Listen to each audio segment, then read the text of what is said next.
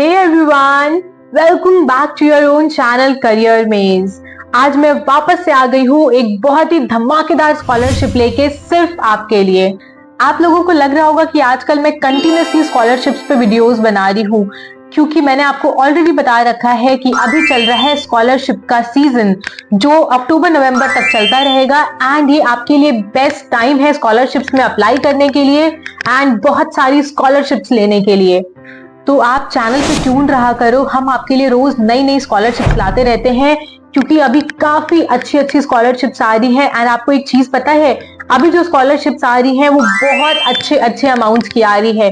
Last time जो हमने video डाली थी रिलायंस वाली, उसमें आपको 2 लाख से 6 लाख तक का स्कॉलरशिप अमाउंट मिल रहा था। एंड गेस व्हाट, आज वाली जो वीडियो है उसमें आपको 7.5 लाख का स्कॉलरशिप अमाउंट मिलने वाला है। तो गाइज अभी बहुत ही अच्छा टाइम है। अगर आप खुद को, अपनी फैमिली को फाइनेंशियली सपोर्ट करना चाहते हो तो प्लीज आप चैनल को रेगुलरली विजिट किया करो, क्योंकि हम आपके लिए सारी जेन्युइन और ऑथेंटिक स्कॉलरशिप्स लाते रहते हैं। एक चीज और मैं आपको बता दूं कि अभी मैंने काफी सारे कमेंट्स ऐसे देखे हैं जिसमें आपको डाउट है कि स्कॉलरशिप्स जेन्युइन है या नहीं है।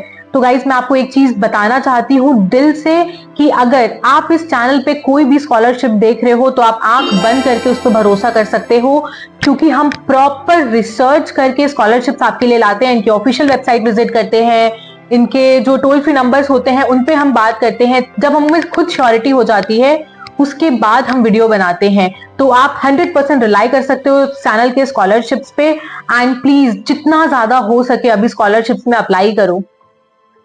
अभी भी काफी सारी स्कॉलरशिप्स रनिंग है एंड उन सब पे हमने डिटेल वीडियो बना रखी है, जिसका लिंक आपको डिस्क्रिप्शन में मिल जाएगा एंड ऊपर आई बटन पे भी आपको नजर आ रहा होगा। तो उन स्कॉलरशिप्स को भी आप जरूर चेक कर लेना। भारतीय एयरटेल की लास्ट डेट आने वाली है, बहुत ही ज्यादा नियर है। आई थिंक 10-15 डेज में लास्ट डेट आ जाएगी उसकी। तो अगर आप उसमें अप्लाई करना चाहते हो तो जितनी जल्दी हो सके अप्लाई कर लो। अब बात करते हैं हमारी आज की स्कॉलरशिप की, जिसका नेम है SBIF आशा स्कॉलरशिप प्रोग्राम। बहुत ही ज्यादा अच्छी स्कॉलरशिप है ये। इसमें स्टैंडर्ड 6 से 12 तक के बच्चे एलिजिबल हैं, अंडर ग्रेजुएशन, पोस्ट ग्रेजुएशन वाले बच्चे एलिजिबल हैं, और जो स्टूडेंट्स IIT IIM से पढ़ाई कर रहे हैं वो बच्चे भी स्कॉलरशिप में एलिजिबल हैं। अब एक एक करके एलिजिबिलिटी क्राइटेरिया चेक कर लेते हैं, मतलब कि देखते हैं कि कौन कौन से बच्चे इस स्कॉलरशिप में अप्लाई कर सकते हैं। तो स्टार्ट करेंगे हम 6 से 12 तक के बच्चों की। फर्स्ट क्राइटेरिया है कि जो स्टूडेंट होना चाहिए वो इंडियन नेशनल होना चाहिए, मतलब कि वो स्टूडेंट इंडियन होना चाहिए। सेकंड क्राइटेरिया है कि एप्लीकेंट 6 से स्टैंडर्ड 12 तक में पढ़ रहा होना चाहिए। थर्ड क्राइटेरिया है कि स्टूडेंट के मिनिमम 75% मार्क्स होने चाहिए प्रीवियस एग्जाम में। फोर्थ क्राइटेरिया है कि स्टूडेंट की एनुअल फैमिली इनकम 3 लाख होनी चाहिए, उससे ज्यादा नहीं होनी चाहिए। अब मैं आपको बता रही हूँ eligibility criteria of under graduate and post graduate students. Number 1 criteria है applicant should be Indian national. Second criteria है applicant must be pursuing an under graduate course. किसी भी आप कोर्स में कर रहे हो, आप किसी भी ईयर में हो, आप इस स्कॉलरशिप के लिए एलिजिबल होंगे। बट एक चीज ध्यान रखना कि आपके जो कॉलेज होना चाहिए वो टॉप 100 इंस्टीट्यूट होना चाहिए according to the latest NIRF ranking. NIRF rankings दी जाती है कॉलेजेस को, तो उसमें टॉप 100 कॉलेजेस जो होंगे उनके बच्चों को ही स्कॉलरशिप दी जाएगी। वो आप चेक कर लेना कि आपका कॉलेज उस लिस्ट में आता है या नहीं आता है। आप बोलोगे तो हम भी आपको प्रोवाइड करा देंगे डिस्क्रिप्शन में। थर्ड क्राइटेरिया है कि स्टूडेंट के मिनिमम 75% मार्क्स होने चाहिए प्रीवियस एग्जामिनेशन में। फोर्थ क्राइटेरिया है कि स्टूडेंट की एनुअल फैमिली इनकम 6 लाख से कम होनी चाहिए, उससे ज्यादा नहीं होनी चाहिए।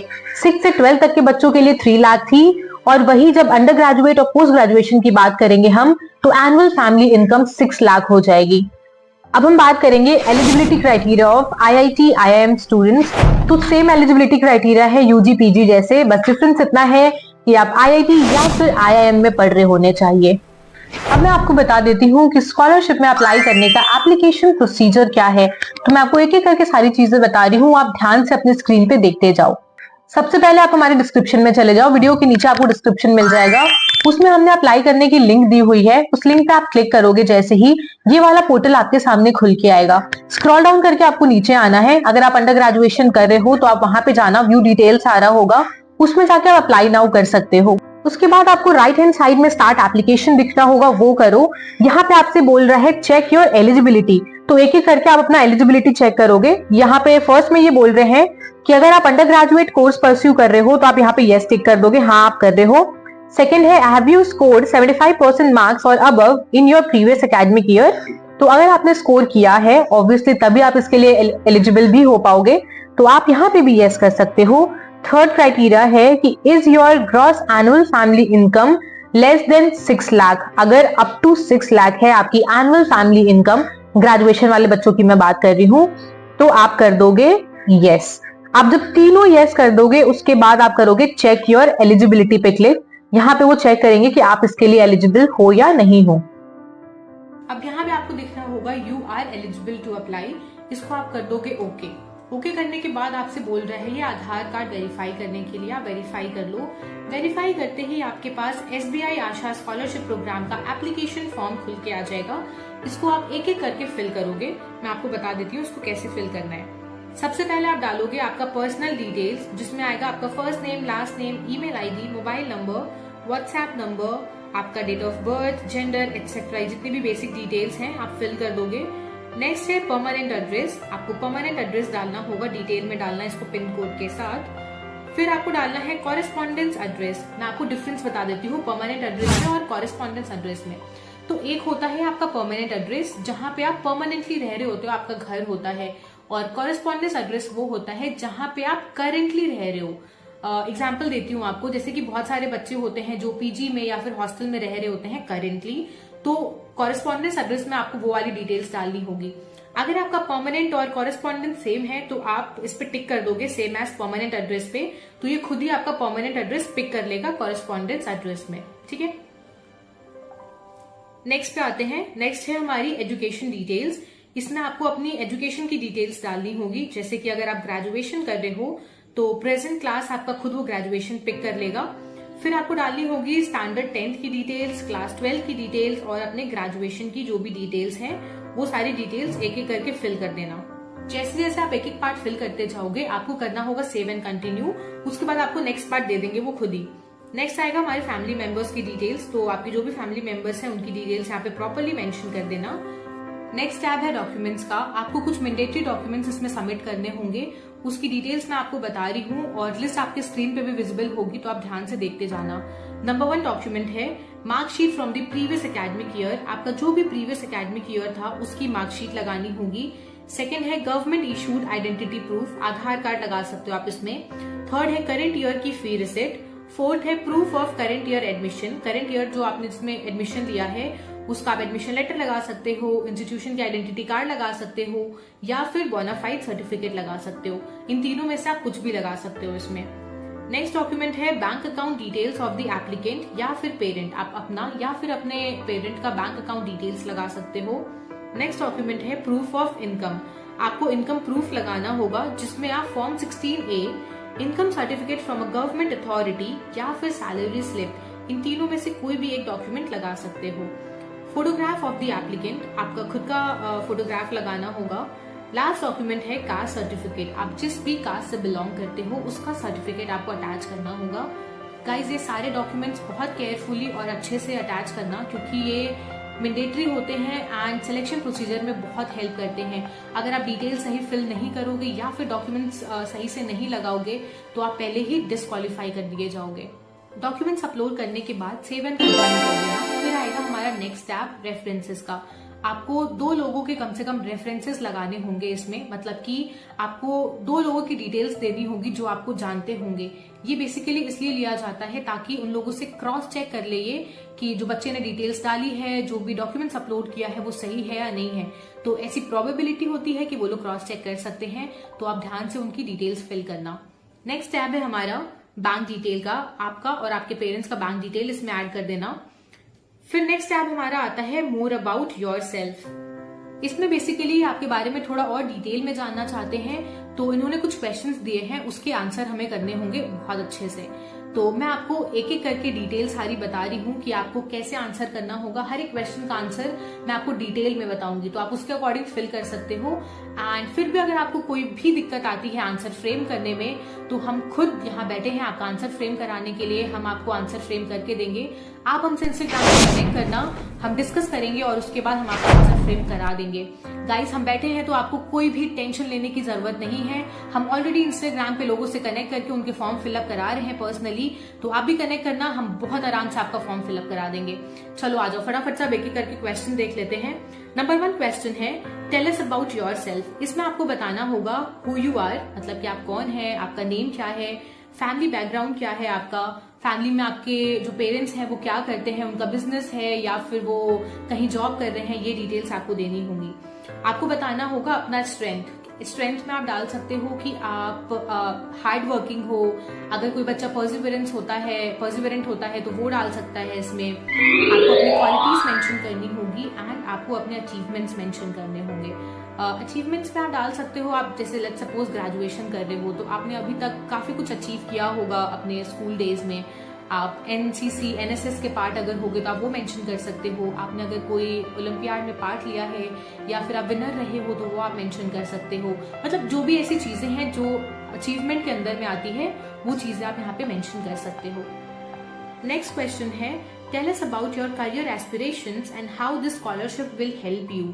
इसमें ये आपसे जानना चाहते हैं कि आपके करियर का एस्पिरेशन क्या है। मतलब अगर आप अभी ग्रेजुएशन में हो तो आप अपने करियर को लेके आगे क्या सोच रहे हो। आप पोस्ट ग्रेजुएशन करना चाहते हो, आप कोई जॉब करना चाहते हो, आप एंटरप्रेन्योर बनना चाहते हो, तो आपके जो भी एस्पिरेशंस हैं वो आप इनको क्लियरली यहाँ पे बता देना। एंड फिर ये पूछ रहे हैं how this scholarship will help you. ये स्कॉलरशिप आपको वो एस्पिरेशन फुलफिल करने में कैसे हेल्प करेगी, तो उसको भी आप यहाँ पे मेंशन कर सकते हो। गाइस अगर आपको ऐसा लग रहा है कि आपने ऊपर वाली सारी डिटेल्स अच्छे से फिल कर दी हैं तो क्या जरूरत है इन चीजों की, आप छोड़ भी दो। बट मैं आपको यही सजेस्ट करूंगी कि इनको आप जितने अच्छे से हो सके फिल करना, क्योंकि ये बहुत इंपॉर्टेंट रोल प्ले करते हैं सिलेक्शन प्रोसेस में। थर्ड क्वेश्चन है, if awarded how do you plan to utilise the scholarship money. इसमें ये पूछना चाह रहे हैं कि अगर आपको स्कॉलरशिप मिल जाती है तो आप उसको कैसे यूटिलाइज करोगे। इन्होंने यहाँ पे कुछ ऑप्शंस दे रखे हैं, tuition fee, hostel fee, stationery, books, digital devices. इनमें से आप किस चीज में वो मनी यूटिलाइज करोगे।